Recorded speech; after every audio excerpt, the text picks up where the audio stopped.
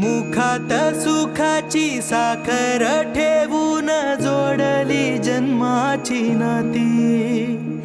रामाच्या रूपात जपला माणूस मारुती रायाची छाती। वाघाची लीलानी कपाळी टिळा तू जेड अंधारासाठी। भनक भीतीची नवती भवती आभाळ रे माझ्या पाठी। देऊन किनारा मनाच्या होडीचा सारंग हर